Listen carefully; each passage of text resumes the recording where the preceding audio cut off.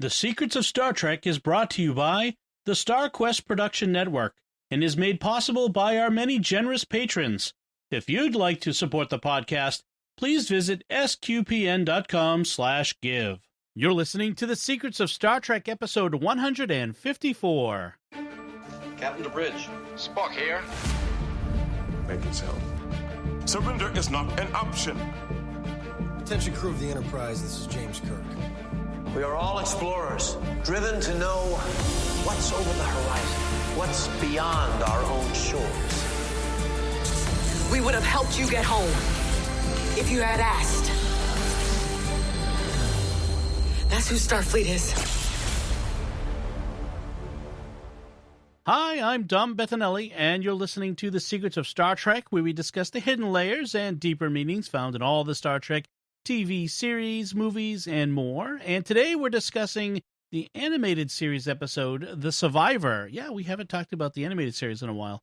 Joining me today on the panel are Jimmy Aiken. Hi, Jimmy. Howdy, Dom. And Father Cory Stika. Hi, Father Cory. How's it going?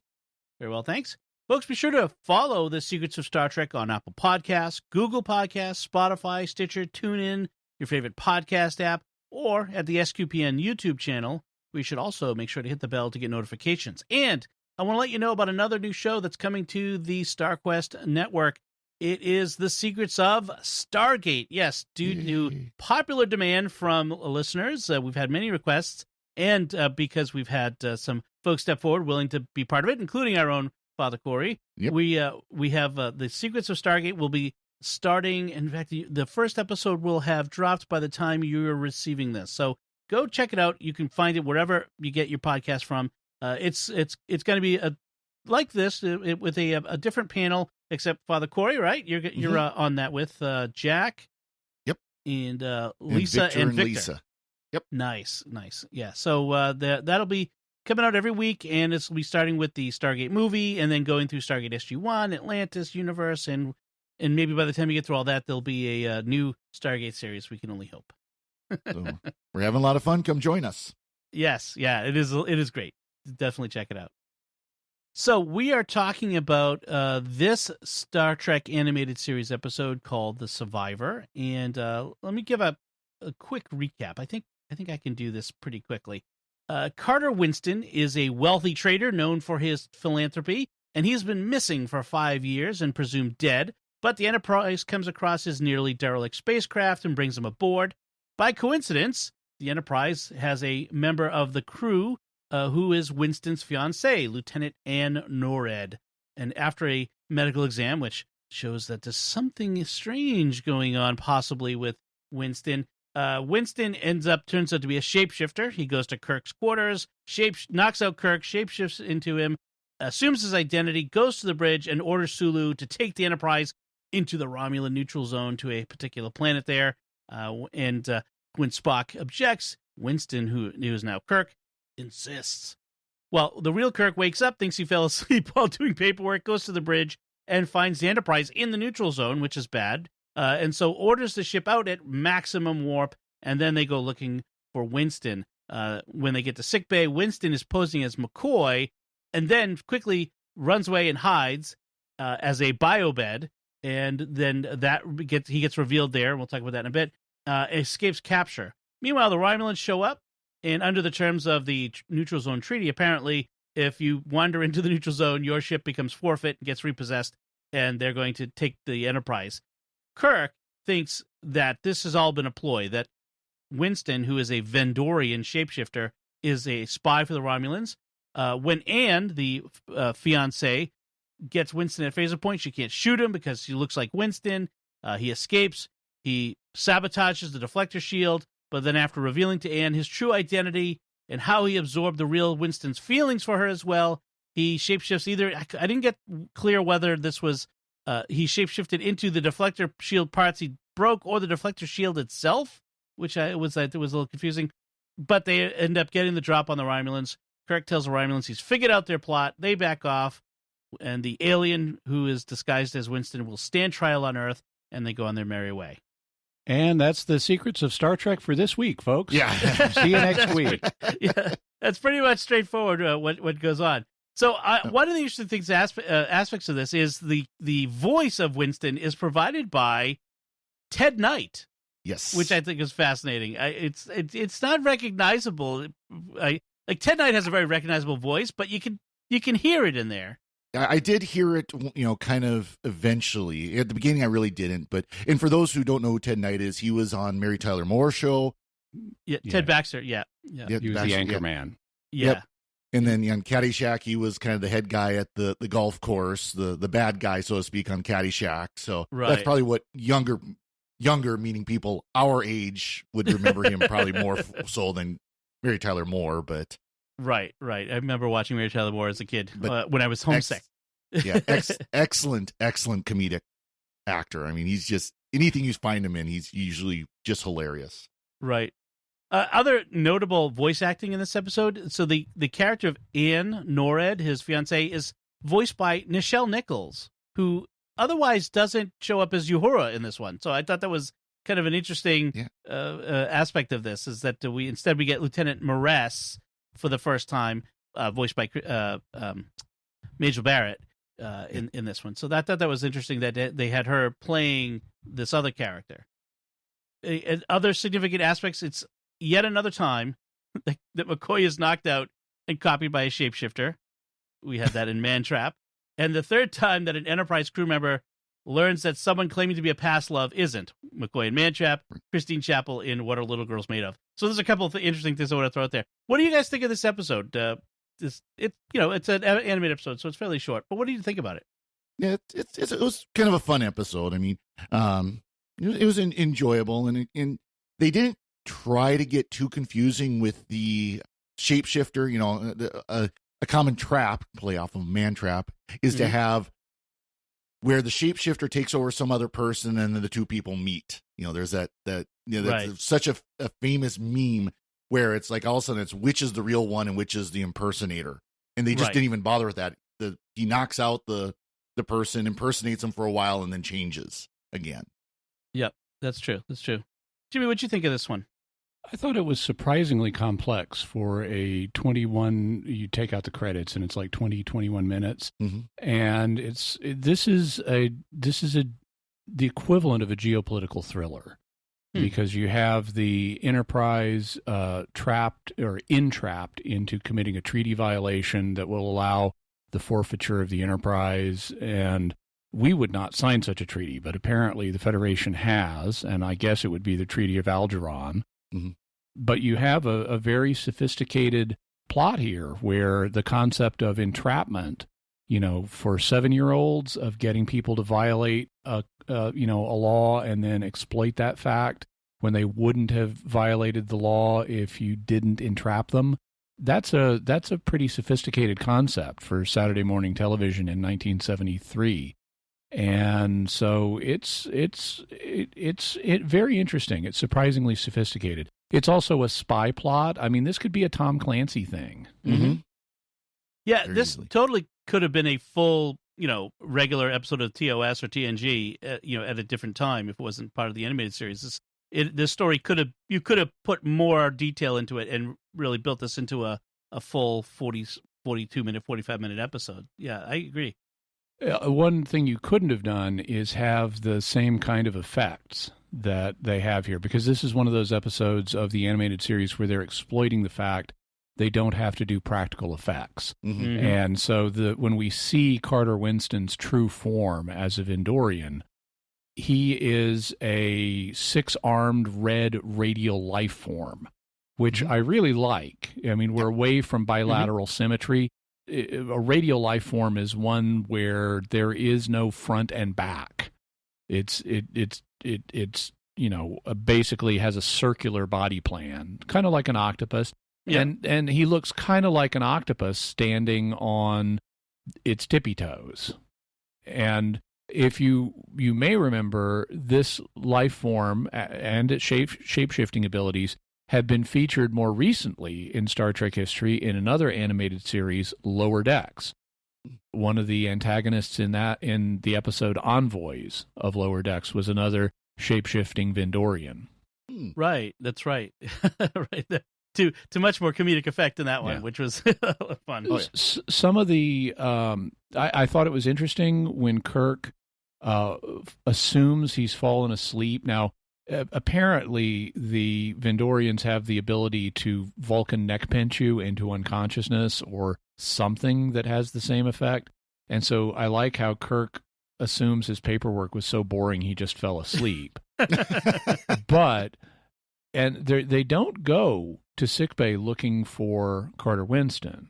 They go because Kirk says, I'm subject to blackouts. Oh, I need to get checked out medically because this could harm the crew. And so they're serious about that. And it's then when they go to sickbay and they're talking to McCoy. McCoy is like, you'll have to come back later. I'm too busy. I've got all these other things I'm doing. And they don't know it, but McCoy has been replaced by the alien at this point. Yep. And they say to him, well, are you still working on those Carter Winston things? It's like, no, I did those. Those were perfectly fine. I can rerun them if you want. And Spock is like, well, do you think there's a chance you've made an error? And McCoy says, there's always that possibility. And that's the fatal line because McCoy, the real Leonard McCoy, would never admit that to Spock in so casual a fashion. And so they realize that McCoy has been replaced as well. And then they find him, they find the real McCoy, so to speak. to speak. And they go looking for Winston. They find out he's turned into a biobed. And Kirk uses a jar of a decanter or something of acid and says, this will burn through almost anything but this crystal. And that's the but this crystal line is added because if you have a true universal solvent, how do you have it in a container? That's the classic thing. So they're ahead of the curve on that one. And actually, Carter Winston does turn into a ship's shield at the end to defend them, because the way the climax plays out, the Romulans say, okay, you're in treaty violation. We want your ship. Surrender now. We'll take you in tow and drop off your crew at the nearest base, but your ship is ours. And they want it, of course, for espionage reasons. They want to figure out how Federation technology works and how it can be exploited and subverted. And Kirk says, no, sorry, entrapment also is a treaty violation. We're not coming with. And so they have a space battle start, but because the alien has been ripping stuff out of the Enterprise to disable its shields, they don't have effective shields. So they point out, since the alien, but then suddenly they're saved from a shot that should do real damage in battle. They point out that the alien, whose memories of being human from having Carter Winston's personality have been reawakened, he's actually turned himself into the shield, just like he turned himself into the biobed. Right. And so and then somehow they managed to have a miraculous shot on the two Romulan things, the two Romulan warbirds, that disables both of them, and they're able to get out of there. Yeah, there's a couple of logical flaws, I suppose. But one thing is, I had to laugh. This acid will dissolve anything. So the biobed, the floor, the deck below, the hull. Well, he says almost anything. Right. I was just like, that is a dangerous acid to have laying around in sickbay. And then, also, I mean, we have to think realistically and not in terms of the logic chopping that children do with such things. At some point, the acid bonds. The reason it dissolves stuff is because it bonds with stuff. Unless you've got an infinite supply of acid, it's not going to just keep eating through deck after deck. Right. It is an interesting ploy to get the shapeshifter to reveal himself. That's for sure. There is a point where we find out that, like Kirk says, Winston is dead, and I was kind of curious because I don't remember that being established beforehand. Now later on, the Vendorian will confirm that Winston is dead, but it's interesting that Kirk says that there. Apparently, Winston crashed on the Vendorian planet, and they took over his identity at some point, and have this agreement with the Romulans. They assigned a guy, a Vendorian, to be his caretaker. to try to nurse him back to health. And he lived for almost a year, or around a year, but then he died. And during that year, he told the Vendorian all about Anne, his fiancée. And by the way, his interactions with Anne are interesting in this, because as soon as he meets Anne, and she's delighted to meet him again, she has not moved on in 5 years. She still thinks of herself as his fiancée. After 5 years of no hearing from someone, I wouldn't make that assumption necessarily. Right. But she does, and he tries to break it off with her, but in a really gentle and sympathetic way.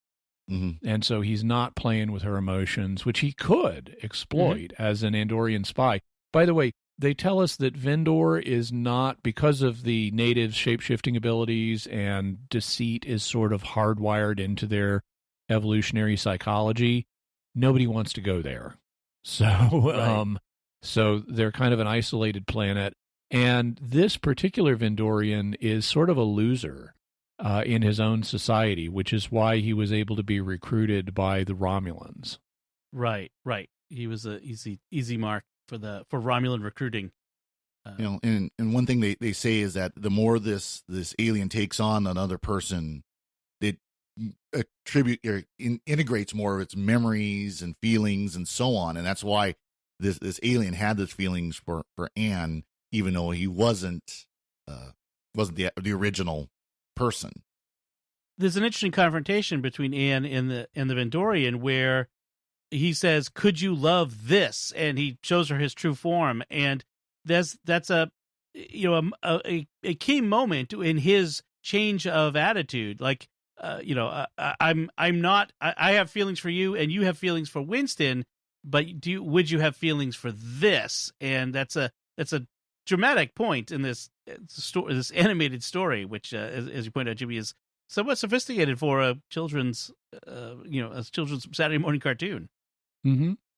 One bit that's a little less sophisticated is at the very end. They seem to imply that Anne is going to maybe get romantically involved with the alien, and he sided with the Enterprise, and so he says to Kirk, what's going to happen to me? And he says, well, you'll be tried, but you did ultimately side with us, so that's in your favor. And now you have to go to the brig, in essence. And Anne volunteers to take charge of him. And I'm going, conflict of interest. Yeah. Way. This would not be assigned to her even though she appears to be a security officer, this would not be assigned to her in real life. She's got a conflict here. She previously was unable to fire on him when they were playing hide and seek with him because he looked like her fiancé. She's clearly got a conflict of interests. So there's a fun little exchange between Kirk and the Romulan commander. The Romulan gets on the screen and says, "You appear to have a propensity for trespassing in the neutral zone, Captain Kirk." Yeah. And Kirk says, "It was not deliberate, I assure you." And the Romulan says, "It never is." I just love that little exchange. That is so funny. Because we saw that in the Enterprise incident where Kirk deliberately took the Enterprise into the neutral zone to capture a Romulan cloaking device along with Spock. Yeah, this is kind of a mirror image of that. Yeah, it is. That's true. By the way, regarding Carter Winston being voiced by Ted Knight, if I'm not mistaken, Ted Knight is not credited. At least I think I read he wasn't credited for the voice in the episode itself. When I first heard him, I thought, that's William Shatner. I thought they had, because his voice has a very similar register to William Shatner's, and I thought it was William Shatner trying to disguise his voice and failing. But then I found out, no, it's Ted Knight. And if you listen closely, you can hear that, but it may be a little different than what you're expecting, because on the Mary Tyler Moore Show, Ted Knight frequently put on this bombastic newscaster voice. Right. Yes, that's true. The only reason I knew it was him was because of Paramount Plus, because of course you can't watch it on Amazon Prime anymore. But Paramount Plus put on their little thing, that Carter Winston, and in parentheses Ted Knight. Yeah, that's right. So they gave him credit there. So. There's another interesting little bit where we have the only mention of Dr. McCoy's daughter, Joanna, Yeah. In the series, apart from, I think she's mentioned in the movie in the Star Trek 5, but in the series, and he mentions her that she had met Carter Winston when she was in school. But it's interesting because Joanna was supposed to be in the original draft of the episode "The Way to Eden." She was going to be one of the space hippies going to Eden. Yay, Eden. Whatever the song is. Head now to Eden, yay, brother. That's what it is. I knew you'd have it, Jimmy. So it is interesting to have that mention of McCoy's family, which is we didn't get much of otherwise.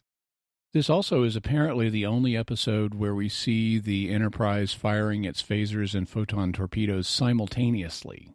Mm-hmm. Oh, yeah. I suppose, again, in live action back then, that would have been a lot of special effects work. Yeah. But again, with animation, you can do anything. Well, that does answer the one question everybody said. Well, why don't they just open up with everything if they need to? Well, apparently they can. They just never did. Yeah. They eventually do it in TNG, which is fun. One other note. This is also clearly pre-Star Trek Search for Whales, because Carter Winston is not only wealthy, he's famous for being wealthy. They talk about him having made a fortune many times over and then used it for philanthropy. That's right. This is the part of the Federation time when wealth was not looked down upon, and we don't use money until we do. It is interesting that, from a story perspective, when they verify Winston's identity, which consists of fingerprint, voice print, and a photo ID, they don't seem all that curious where he's been for 5 years. It's sort of like, oh, we found you on the ship, we'll just take you back.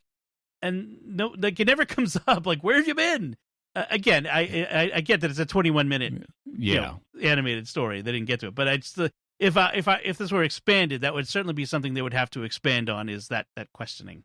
So we do see the ID cards, though, which we just saw in the last episode, TOS, where they had the ID cards to identify who each person was. Right. That's right. Same thing here, where he had to have his little ID card to prove who he was, even though McCoy was offended that Spock would dare ask for it. Right. Well, it could be an alien impersonating. So, yeah, ID. All right. Anything else you want to say about this episode, Father Cory? Nothing here. How about you, Jimmy? Nope, that's it. All right. I like you said, Jimmy, this was a complex story, and I really enjoyed it. So, how about you guys? What did you think of this compared to the other animated stories we've watched, and animated in general? I think too. What do you think, Father Cory? I would say so far that the animated series, I mean, it really is. It's much better than it seems like it would be, because it would have been so easy for them to just let's do an action Scooby-Doo type, silly Star Trek thing. And this has been a very complex episode. We've had a couple others we talked about that had some very good complexities to them for 20 minutes. It's really well done. So yeah, very much enjoying when we're watching what little TAS we get. I'm enjoying it so far. Right. Jimmy, anything? I enjoyed this one more than other recent ones we've done, like the Planet of the Vampire Space Woman people, which is essentially a problem. What would be called a problem play? A problem play is a drama that represents some social issue in some form, and in that case, it was femininity and emasculation. Right. And here, this is a political spy thriller. And I much prefer straight ahead, complex plots to problem plays. Agreed. That's a good way of putting it. Excellent. So let's take a moment to thank our patrons who make it possible for us to create the Secrets of Star Trek, including Robert K., Mark V., Reese T., Jordan S., and Jonathan K. Their generous donations at sqpn.com/give make it possible for us to continue the Secrets of Star Trek and all the shows at StarQuest. You can join them by visiting sqpn.com/give. We'd also like to thank Victor Lambs, who edits the show for us every week. So we'd love to hear from you. What do you think of The Survivor, this animated series episode? You can let us know by commenting on the show at sqpn.com/trek, or our Facebook page, facebook.com/StarQuestMedia, or send an email to trek@sqpn.com. And remember to go follow The Secrets of Stargate and start listening to that because that's going to be another great show. We'll be back next time when we'll be discussing the Next Generation episode, The Ensigns of Command. Until then, Father Cory Stika, thank you for joining me and sharing the secrets of Star Trek. Thank you, but are the Ensigns Command better or worse than the Lieutenants of Command? They're promoted. Jimmy Aiken, thank you as well. Thank you, Angel Untrue. And once again, I'm Dom Bettinelli. Thank you for listening to the Secrets of Star Trek on StarQuest.